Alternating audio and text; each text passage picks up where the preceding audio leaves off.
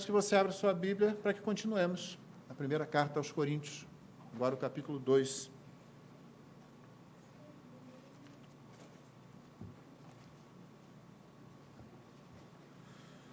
Vamos falar hoje sobre a natureza da verdadeira pregação. E quando eu falo pregação, por favor, não pense na pregação feita do púlpito apenas, embora essa seja a pregação mestra, aquela que conduz toda a pregação na igreja. É por isso que nós usamos a expressão pastor de pregação e visão. Nós caminhamos para a formação de um presbitério nessa igreja, como é um modelo bíblico no Novo Testamento. Vários pastores, vários presbíteros formando a liderança da igreja. Lembre-se, o nosso governo é governo congregacional, liderado por presbíteros. Não é igreja governada por presbíteros, é igreja liderada por presbíteros, mas o governo é congregacional, o governo é da igreja, da congregação. E congregacionalismo não é democracia, muito diferente. Na democracia, você elege alguém que você espera, apesar de todas as ilusões que temos, que represente você. Eleição na igreja não é para isso, não. Ninguém representa você. O único que tem que ser representado aqui, quem é? Jesus, não é? É ele que tem que ser representado. Quando você elege alguém na igreja para cumprir tarefas. É para isso que elegemos pessoas, para que elas cumpram tarefas. Na democracia, você faz oposição. Na igreja, quando você vota alguma coisa e você é a minoria, você perde a votação, a maioria escolhe outra coisa, a partir daquele momento você passa a adotar a posição da maioria, para o melhor ou para o pior. Se a congregação escolheu mal, você vai junto. Você não diz, eu avisei. Você não diz, bem que eu falei. Você vai junto para fazer dar certo, para consertar o erro, se precisar. Não existe oposição no congregacionalismo. Na democracia, cada um vota segundo a sua cabeça. No congregacionalismo, cada um vota segundo o seu sacerdócio. Não foi essa doutrina, grande doutrina, recuperada na Reforma Protestante? O sacerdócio universal, o sacerdócio de todos os crentes? Cada irmão, cada irmã tem acesso, através da morte de Cristo, ao Santo dos Santos, usando o linguajar de Hebreus. Cada irmão fala com Deus, cada irmã fala com o Senhor, cada um busca a direção do Espírito Santo para, na Assembleia, manifestar aquilo que pensa ser a vontade de Deus. É bem diferente, não é? É a congregação reunida. É isso que a igreja é. Então, nós temos caminhado para o presbitério. Congregacionalismo, quando liderado por presbíteros, onde cada crente é guardião da igreja, cada crente é guardião da doutrina, não só os pastores. No presbitério temos o pastor de pregação e visão. Eu ocupo atualmente essa função. Mas pregação é toda a proclamação do Evangelho. Aquela falada e proclamada, mas também aquela que você faz. Quando você fala de Cristo para qualquer pessoa, quando você fala de Cristo para os seus filhos em casa, quando você vive o Evangelho, e por favor não caia naquela tolice de algumas que parecem muito espirituais e que dizem, o mais importante é viver e não falar. Jesus veio mudo, irmãos. A primeira coisa que se diz no Evangelho, principalmente no Evangelho de Marcos, que é aquele que já vai com toda a energia, né, é que ele começou a pregar dizendo, arrependei-vos e crede no Evangelho. Você tem que falar, você tem que viver. Proclamação. E nós vamos falar sobre isso, a natureza da verdadeira pregação, da verdadeira proclamação. No capítulo 2, os primeiros 5 versos da primeira carta aos Coríntios, diz assim: Irmãos, quando estive com vocês, anunciando-lhes o mistério de Deus, não o fiz com ostentação de linguagem ou de sabedoria, porque decidi nada saber entre vocês, a não ser Jesus Cristo e este crucificado. E foi em fraqueza, temor e grande tremor que eu estive entre vocês. A minha palavra e a minha pregação não consistiram em linguagem persuasiva de sabedoria, mas em demonstração de espírito e de poder, para que a fé que vocês têm não se apoiasse em sabedoria humana, mas no poder de Deus. Amém? Essa é a palavra do Senhor. Vamos ver 3 coisas aqui, que são uma divisão natural do texto. O conteúdo da pregação, o método da pregação e o objetivo da pregação. Você viu tudo isso aí? Se você se detiver um pouquinho, como eu tive que fazer para pregar essa mensagem, você vai ver que essas coisas pulam do texto sem que você tenha que fazer nenhum esforço. O conteúdo da pregação, você viu Paulo falando. Decidi nada saber entre vocês, senão quem? Cristo. E de que forma este é apresentado? Crucificado. E qual é o método? Ele diz qual é o método. O método não é em palavras de sabedoria humana, o método não é na presença do pregador, ele não atrai a atração para si. O método é a sabedoria que vem pelo Espírito, pelo poder do Espírito. E qual é o objetivo? O objetivo é que a nossa fé, a sua fé,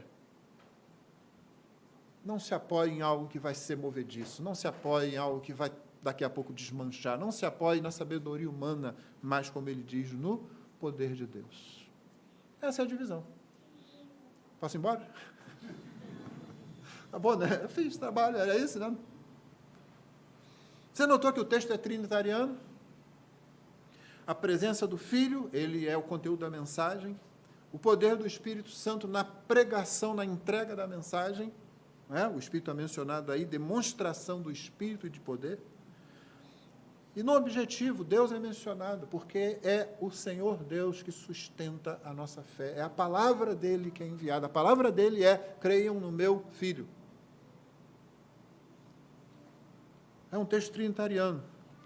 Então, esse capítulo 2, nós estamos pregando agora expositivamente, estamos fazendo a exposição de toda a primeira carta aos Coríntios. Nós estamos buscando um caminho de excelência maior, a excelência da vida cristã, é isso que nós queremos. Uma vida cristã que não seja leviana, uma vida cristã que não seja algo feito de qualquer jeito. A palavra excelência acontece várias vezes na Escritura. E aqui em 1 Coríntios ela acontece majestosamente no capítulo 13.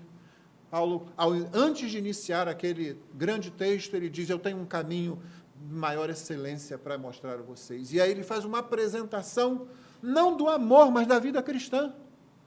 1 Coríntios 13 não é sobre amor, é sobre vida cristã, que ele apresenta revestida daquilo que caracteriza a relação de Deus, de Jesus conosco, o amor. A Bíblia diz: Deus é amor. O Senhor Jesus diz: eu sou manso e humilde de coração, venham a mim. É sempre um convite amoroso. Então, quando Paulo tem que dizer: olha, se vocês querem realmente ser igreja, esse é o grande ponto da primeira carta aos Coríntios, uma igreja que é igreja, mas está definhando, uma igreja que está se afastando do Evangelho, uma igreja que está colocando Jesus de lado, uma igreja em que homens e mulheres estão buscando sua própria projeção, em que alguns se dizem muito espirituais, outros se dizem muito independentes, inclusive a ala feminina da igreja, onde o culto foi retorcido para ser aquilo que eles achavam que devia ser, até a ceia do Senhor. Eles chegavam lá, um monte de gente comia, bebia, se embriagava, outro coitado que chegava depois já não tinha mais nada. Desprezavam-se, tinham ídolos, tinham apóstolos de estimação. Isso sempre foi errado, irmão, desde o começo. Mas é a igreja, e Paulo precisa trazê-la para a excelência da vida cristã, para o caminho do Evangelho, para a vigilância constante. Então, esse capítulo 2, como a gente vai ver nas próximas 2 ou 3 mensagens ainda, esse capítulo 2, ele precisa ocupar na primeira carta aos Coríntios o mesmo papel que os capítulos 4 e 5 de Apocalipse ocupam. A essa altura, os mais antigos aqui sabem que é impossível fazer uma leitura correta do livro de Apocalipse se você passa pelo 4, pelo 5, sem prestar atenção, sem mantê-lo como pano de fundo o tempo todo da leitura. O que tem no capítulo 4? uma visão do trono da majestade de Deus. Uma visão assustadora e atraente. Uma visão que, ao mesmo tempo, convida e repele. Uma visão daquilo que você mais anseia e daquilo que você mais teme. O trono de Deus, o majestoso Senhor de todas as coisas, rodeado por seres que só eles em si mesmos já assustam muito. Você imagina aquele que está sobre o trono. Mas não para aí. Se parasse aí, nós estaríamos realmente com sérios problemas. Vem o capítulo 5. E o que é que reveste aquele trono agora de algo que é muito importante para nós? Segurança. Segurança quando nos aproximamos do Deus todo majestoso, daquele que até os querubins, assim, a gente passa com medo. Você lembra aqueles seres com 4 faces diferentes? Parece um leão, parece um homem, parece um novilho, parece uma águia voando, parece uma coisa cheia de olhos. Eu não vou para perto desse trono. E relâmpagos, e sons, e vozes. Mas aí vem o Cordeiro. O Cordeiro muda tudo. Aquilo que a gente tanto queria se torna só atraente. O Cordeiro é o caminho que abre tudo para isso. O Cordeiro, que parece lá como tendo sido morto, mas eis que ele vive. E ele recebe um título muito interessante para um cordeiro, ele é o leão da tribo de Judá. Mais que isso, é dito que ele tem toda a autoridade. Aquela figura que está sobre o trono tinha toda a autoridade, e agora toda ela passada para o cordeiro tem toda a autoridade. Se você esquece isso no livro do Apocalipse, você perde o livro. Você vai querer ler o livro para tentar adivinhar o que vai acontecer no futuro, e o livro não presta para isso, ele não foi feito para isso. Você vai querer adivinhar se Israel vai voltar para casa, se não vai voltar para casa, se vão construir templo. Entra por esse labirinto e você se perde cada vez mais. Mantém o capítulo 4, mantém o capítulo 5, mantém o capítulo 2, quando você lê a primeira carta aos Coríntios. Por quê? Porque nele Paulo vai estabelecer, como estamos vendo hoje, a natureza da verdadeira proclamação, do verdadeiro evangelho, da verdadeira mensagem do evangelho. E depois ele vai falar como isso é impossível de ser compartilhado com o homem natural, o ser humano natural. Paulo usa 3 expressões que às vezes nos confundem, ou confundem alguns aqui em 1 Coríntios. Ele fala do carnal, ele fala do natural, ele fala do espiritual. O natural era você antes de Cristo. Era eu antes de Cristo. Nas nossas capacitações naturais, daquilo, tudo que recebemos na criação original, criados como seres humanos. O espiritual não é aquele sujeito muito consagrado, irmão. Não é aquela pessoa que já dorme com uma Bíblia abraçado lá a noite toda, não. O espiritual é alguém que recebeu algo que ninguém consegue produzir.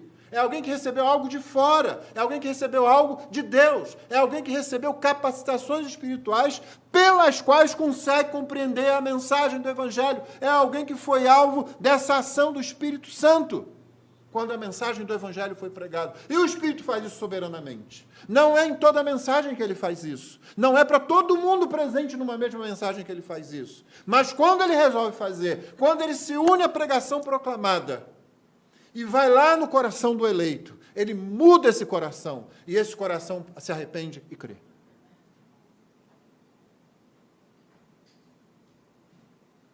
O carnal não é o crente que vive pecando.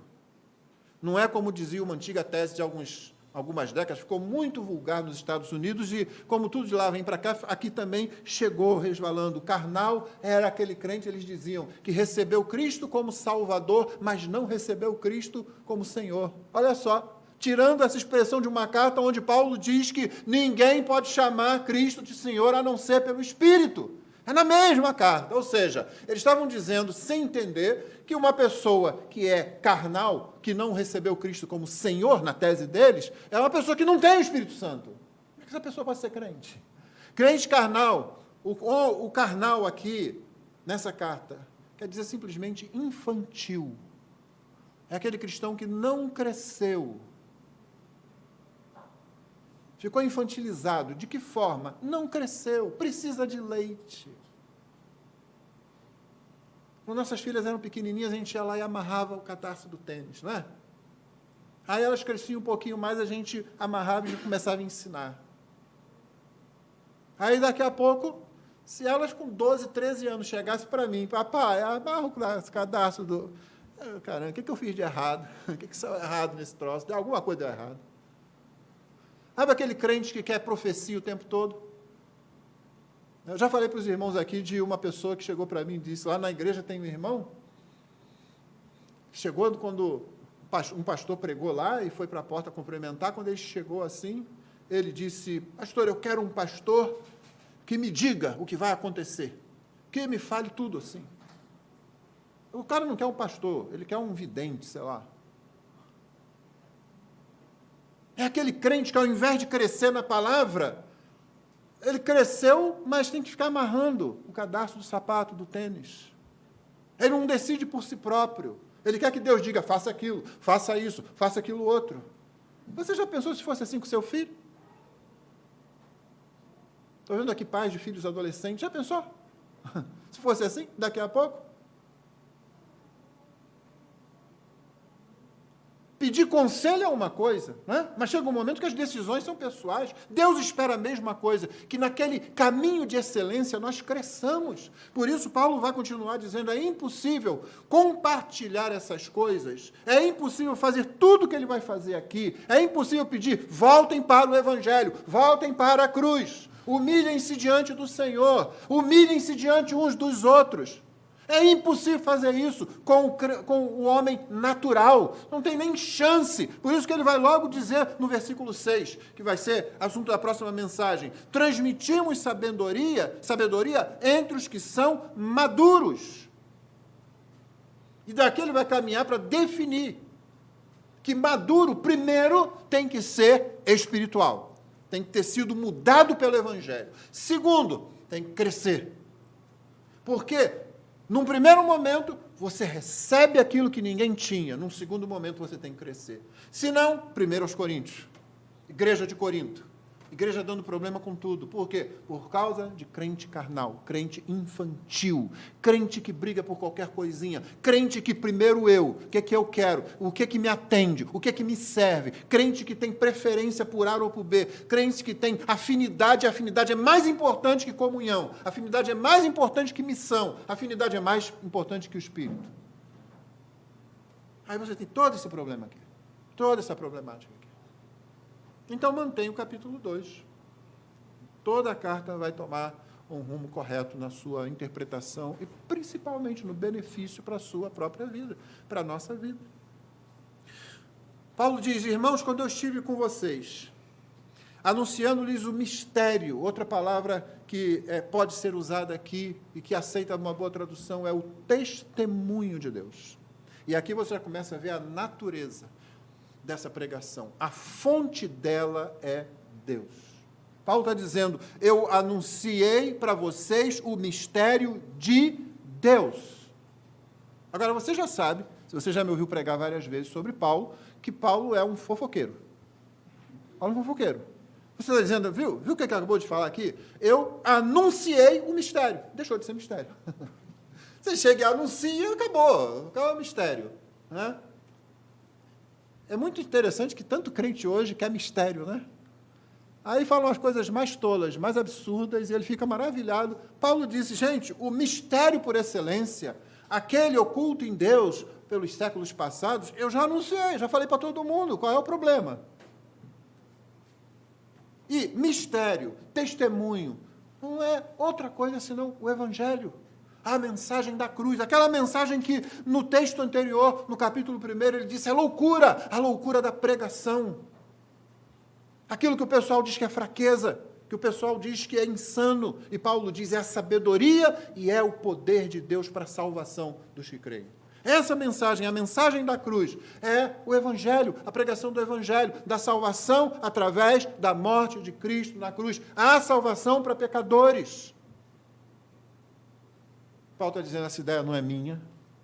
E é aqui que começa você a perceber a natureza do que é a verdadeira pregação. Qualquer grupo, qualquer igreja, qualquer pregador, qualquer pessoa que comece a colocar na mensagem, na pregação, algo que não tem nela, algo que não tem na Escritura, algo que o Senhor Jesus e os apóstolos não ensinaram, deixou de ser o testemunho de Deus. E se deixou de ser o testemunho de Deus, a fonte não é mais Deus. E se a fonte não é mais Deus, qual será a fonte? Olha, eu não preciso nem saber, eu sei que não presta. Se a fonte não é Deus, não importa mais de onde vem, não serve, não vai ajudar, não vai tirar ninguém do seu caminho de perdição, não vai salvar ninguém da perdição eterna, não vai edificar ninguém. Paulo diz: quando eu estive entre vocês, eu anunciei o mistério de Deus, a fonte é Ele. E então aí ele caminha para o conteúdo dela. Verso 2, porque decidi nada saber entre vocês. Você notou o que ele falou aqui? Porque decidi fazer isso. Note, eu anunciei o mistério de Deus. E isso ficou claro, que eu estou falando o que Deus queria que eu falasse, não o que eu inventei, porque o conteúdo da minha mensagem era esse aqui. Eu decidi nada saber entre vocês. Vocês podem saber que eu anunciei o mistério de Deus, que veio de Deus e não de outra fonte, por causa do conteúdo daquilo que eu preguei. E qual foi o conteúdo? Cristo Jesus e este crucificado. Não Cristo apenas nos seus ensinos. E há muita gente que ainda faz isso hoje. Cristo nos seus ensinos, Paulo diz, isso somente não é o conteúdo da verdadeira pregação. Note, ele poderia ter citado os ensinos, mas ele nem fala sobre isso. Cristo em seu exemplo de vida, também poderia ter falado isso, não é? E efetivamente há muita gente que reduziu Jesus Cristo a um grande exemplo e somente isso. Paulo poderia ter dito isso, mas ele também não faz isso, ele passa direto por esse ponto. Ele vai àquilo que define todo o resto, sem o que, nada disso que eu falei, nem os ensinos, nem a vida, teria qualquer benefício para nós. A morte de Cristo, Cristo crucificado. É aí que tudo toma sentido. É por isso, irmão, que você vai encontrar um ou outro abrindo a Bíblia e abrindo talvez uma poesia, abrindo o jornal do dia, fazendo uma pregação muito bonita, muito ostentosa e tal, mas não apresenta a cruz. Por quê? Por que muita gente não quer apresentar a cruz? Porque a cruz é ofensiva para nós. A cruz diz assim: você é de tal natureza, é de tal pecaminosidade, sua condição é de tal perdição, que foi necessário que Deus se encarnasse, virasse ser humano, transformasse-se em criatura, assumisse natureza humana e morresse. A cruz aponta para isso. Está vendo isso aqui? Não é só um símbolozinho para você pendurar no pescoço, botar na lapela, não. Isso aqui quer dizer que você é tão ruim, que eu sou tão ruim, que nós somos tão maus, que foi necessário que Cristo morresse como maldição, pendurado no madeiro. Esse é o conteúdo básico da cruz. Você falar sobre os ensinos de Jesus, não falar sobre a cruz, você não pregou a verdadeira mensagem. Você falar sobre o grande exemplo de vida que Jesus foi, com seus grandes ensinamentos, e sobretudo como ele mesmo viveu, e não falar sobre a cruz, não falar sobre a morte, não falar por que ele teve que morrer numa cruz, você não cumpriu a missão de pregar a verdadeira mensagem. Esse é o conteúdo, tem fonte em Deus, é o mistério de Deus. E Paulo diz, eu decidi nada saber, não tenho outro interesse, não quero outra coisa para falar na igreja, a não ser Cristo e esse crucificado. A gente conversa sobre outras coisas, não conversa? Claro que conversa. A gente fala sobre um monte de coisas. Mas quando é para a igreja, irmão, não tem poesiazinha que vai tomar o lugar da mensagem do Evangelho. Não tem notícia do dia que vai ocupar o lugar e fazer e cumprir a tarefa que só a mensagem do Evangelho. Cristo crucificado, Cristo na cruz. Esse é o conteúdo. Paulo prossegue para falar sobre o método dele. Ele já pincelou isso antes, você notou? Não o fiz, versículo 1, não fiz com ostentação de linguagem de sabedoria, porque era o mistério de Deus. Então não pode ser do jeito do homem. Ele já começou a botar aí. Mas agora, para que ninguém fique em dúvida, ele desenha para a gente. Não é bom que de vez em quando os apóstolos desenham uma coisa para a gente não ficar em dúvida? Ele fala, quer que eu desenhe? Eu vou desenhar. E foi em fraqueza, temor e grande tremor que eu estive entre vocês. Olha só como é que se apresenta. Pensou se eu enviasse esse currículo para me candidatar ao pastoreio de alguma igreja? Eu sou fraco, tenho muito medo e às vezes até tremo. Quero esse cara aqui não. Tanta gente bacana na internet, tanta gente bacana na televisão, né? Falando aqueles caras com poder, né? Só eles falarem lá, você já fica arrepiado assim. Em Corinto também tinha. Ainda que já tivesse passado o grande momento áureo da filosofia grega, mas ainda tinha aquele pessoal que era mestre de oratória. E não tem nada errado com a oratória, não, tá? Não vamos condenar a disciplina por causa dos seres humanos. Os seres humanos são problemáticos, né? Então, eles confiavam na oratória, eles confiavam na capacidade, na presença, o sujeito que chega e impressiona. Já assistiu aqueles filmes de tribunal? Os caras sabem de uma oratória, né? Eu gosto muito desse tipo de filme. O cara chega lá assim, parece um advogado fraco, né? Assim, ele começa a falar daqui a pouco, faz uma reviravolta, todo mundo, ó. E o sujeito que ia para a cadeira elétrica não vai mais.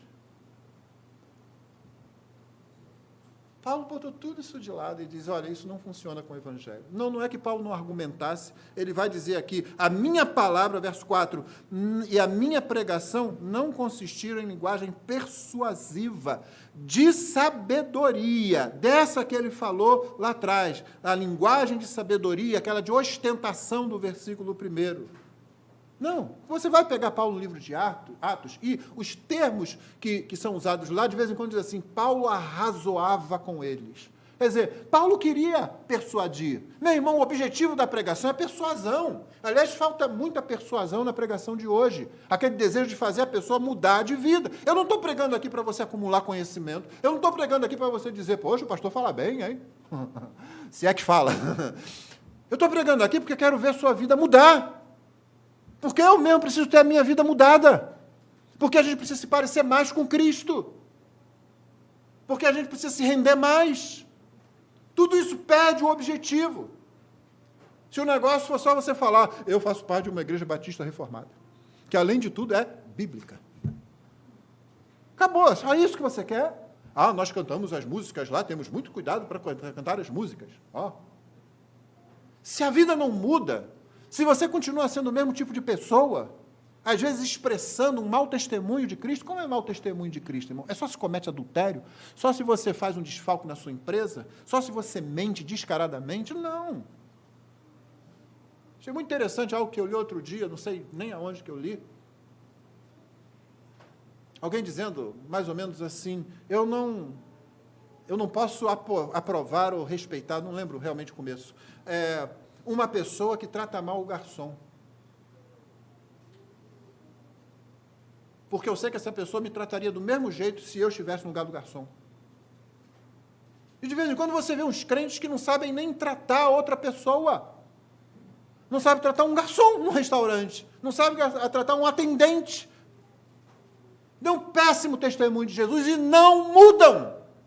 Não sabe tratar o cônjuge. Não sabe tratar a mulher, não sabe tratar o marido. É sempre a mesma mulher reclamona. Gente, se tem uma coisa que o homem detesta, é uma mulher chata. Acredite. É sempre o homem muito racional, pronto a julgar a mulher por qualquer coisa, dizer, você podia ter feito isso com mais, deixa eu ver, a raiz quadrada de tanto da... A mulher já parou de ouvir quando você falou raiz.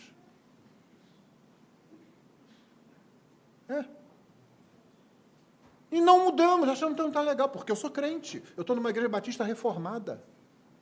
Então, Paulo não tem nada contra a persuasão, ele tem contra palavras de sabedoria humana, que é o que ele vai, você já viu lá, quando falarmos do objetivo, né? Não, a fé de vocês não se apoie em sabedoria humana.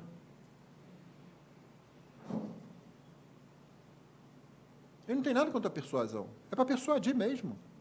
Não é para forçar, não é para obrigar, não é para você pegar o cabra pelo... Você tem que ser crente! Né? Ou melhor, pegar o crente e dizer, cara, cresce! Dá vontade de fazer isso de vez em quando, né? Muita vontade, mas a Bíblia proíbe, a gente não pode, né? Então, tem que ser o método de Deus, até porque esse não daria resultado, não funcionaria. Você fala de coisas espirituais a pessoas espirituais. Você transmite sabedoria a pessoas maduras. À medida que você vai crescendo, mais sábio vai ficando no Evangelho. Então, o problema de Paulo não é a persuasão, o problema de Paulo é a metodologia, aquela que concentra-se no pregador. Olha a presença dele, olha como ele chega, impressiona, que palavras que ele usa e tal, mas não está anunciando o evangelho. E as pessoas ficam, e as pessoas voltam, e as pessoas vêm, exceto aquele que ouve a voz de Jesus em algum momento. Esse não segue o estranho. Essa é uma das grandes e maravilhosas promessas do evangelho. As pessoas buscam promessas de que, do Velho Testamento, do Antigo Testamento, né, da antiga aliança, eu vou ter terras e riquezas, e vou ter saúde, os meus inimigos vão se curvar diante de mim, eu vou pisar no pescoço deles. As mesmas pessoas nunca buscam a promessa de ter 15, 20 filhos, né? Isso aí elas esquecem. Está lá no pacote, mas elas esquecem assim, né, convenientemente, né? E esquecem uma promessa maravilhosa dessa que o Senhor Jesus fez, que foi: as minhas ovelhas nunca vão seguir o estranho. Gente, você já pensou, parou para pensar sobre isso? Você que é crente, você que é de Jesus, não corre o risco de seguir o estranho. A primeira carta aos Coríntios é uma prova dessa. Você tem uma igreja imatura, ou seja, com muitos crentes imaturos. Não são todos, não, mas parece que a igreja, como um todo, apresentava a imaturidade. E ainda assim, o que o Senhor Jesus está falando? Eu vou continuar falando porque eles vão ouvir a minha voz. As minhas ovelhas vão ouvir a minha voz. As verdadeiras ovelhas, aquelas que eu salvei, aquelas por quem eu morri, elas não vão seguir o estranho. Segurança, é segurança que você tem. Então, Paulo está preocupado aqui em se apresentar como? Como é que eu preguei entre vocês? Eu preguei entre vocês com temor e tremor, em fraqueza. Foi assim que eu preguei. Pregador fraco, um pregador... Agora, esse pregador fraco, se você visse Paulo pregando, você acha que Paulo ia pregar? Meus irmãos, Cristo, realmente... A salvação está em Jesus, viu? Se puder dar atenção... Você acha que Paulo pregava assim? Você acha que John Knox pregava assim? É dito que a rainha da Inglaterra temia mais as orações dele do que o exército da Escócia. Os grandes pregadores, Spurgeon, você acha que ele pregava assim? Um irmão tão querido nosso como é o pastor Stuart Olliott, né? Ele é britânico, não deixa de ser, né? Tem toda aquela... Mas você já viu, ele pregou em nossa igreja mais de uma vez. Prega com entusiasmo, prega com paixão. Paulo não está falando disso. Paulo está falando é que quando ele vem pregar, quando ele pregava em Corinto, quando ele ensinava em Corinto, ele não se utilizava daqueles meios de oratória para tentar convencer a pessoa e fazer com que ela fizesse o que ele queria que ela fizesse. Como os grandes oradores do tempo de Paulo procuravam fazer. As pessoas não se importavam nem com o conteúdo, irmãos. Isso é bem interessante. Na antiga Grécia havia isso. Às vezes o conteúdo não precisava nem ter muito nexo. É a apresentação que conta. É isso que vale. Isso acontece muito hoje na academia, tá? Vamos deixar claro que ainda hoje acontece, né? O argumento lá pode ser ruim e tal, mas o cara faz uma apresentação e tal, tá bom, tal. Fez uma boa argumentação, embora o conteúdo mesmo não fosse nada assim.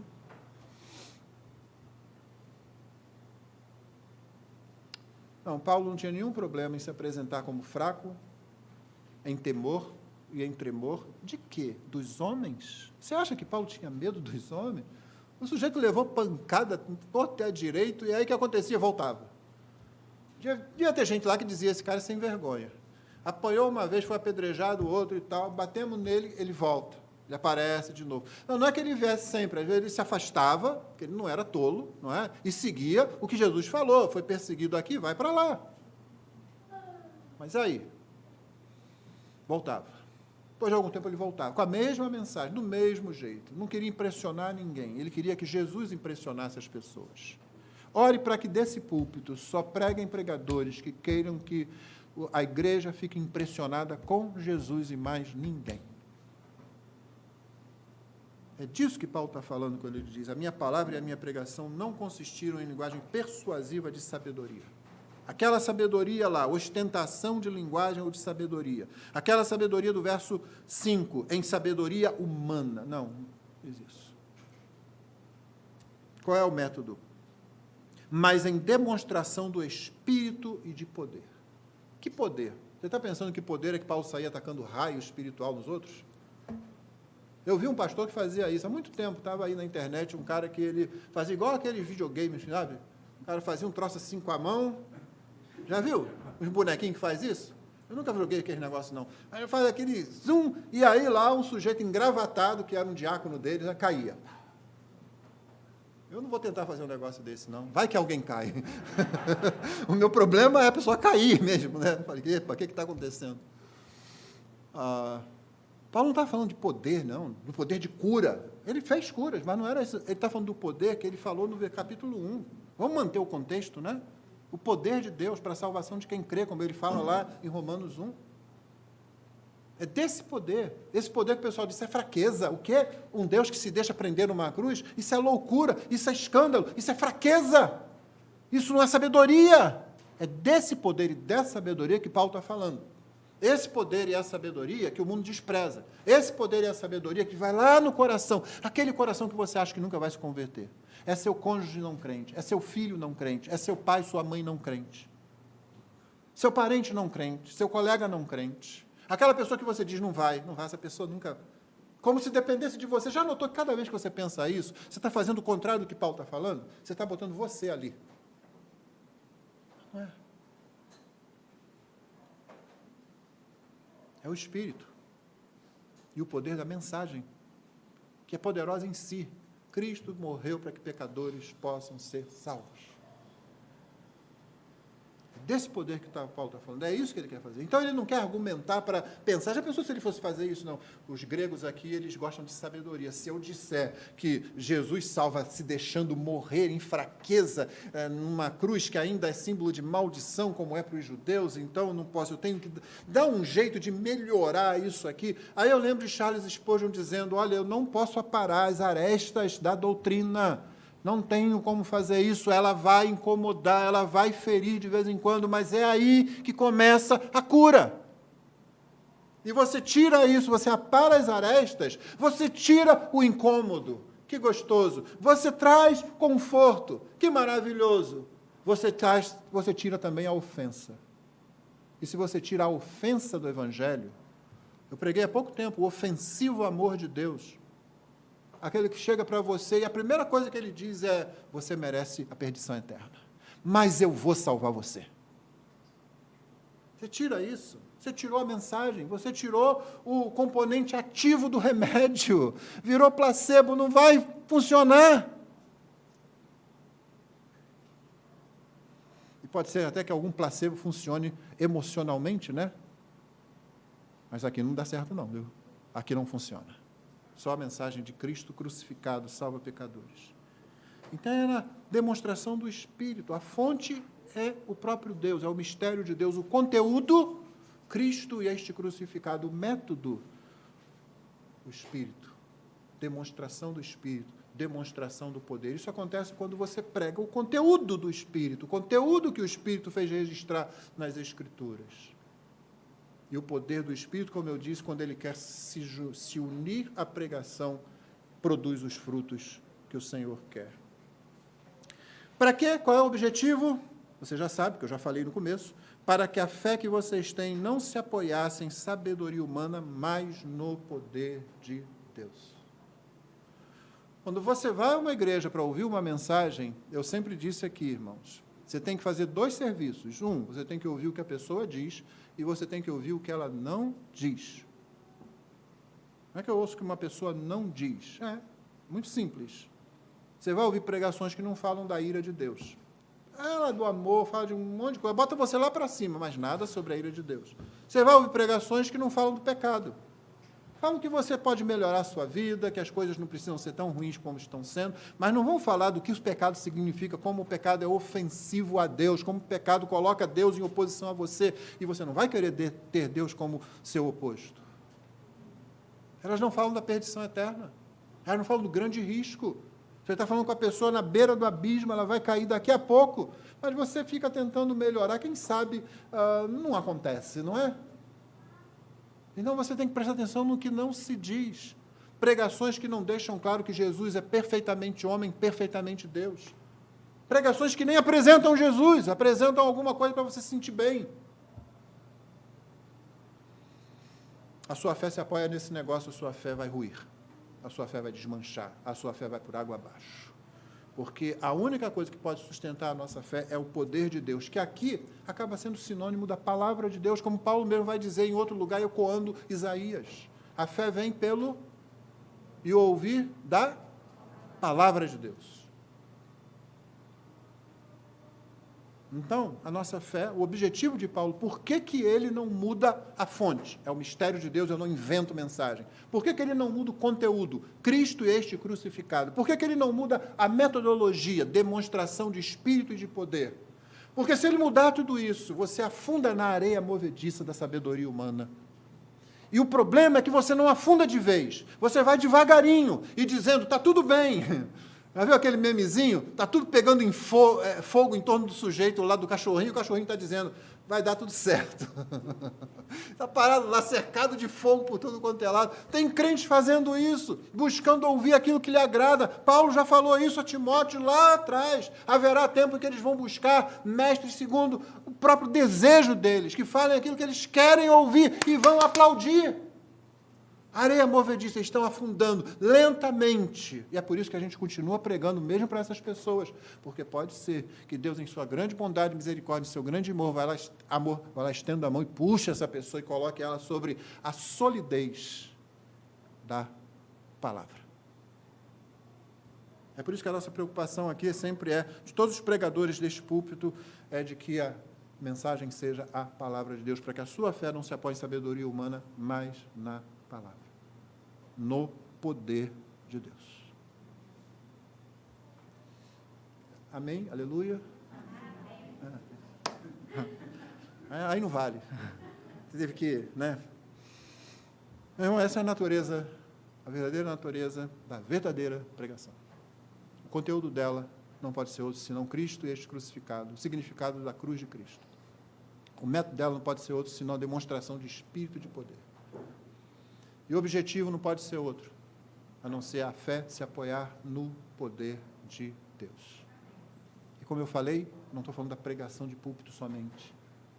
Tudo que você fizer, todo ensino em qualquer grupo da igreja, todo ensino dentro da sua casa, todo testemunho que você dá para alguém, é preciso que você lembre disso, para que a sua pregação seja a verdadeira pregação, o mistério, o testemunho de Deus, e Ele assim seja glorificado em tudo isso.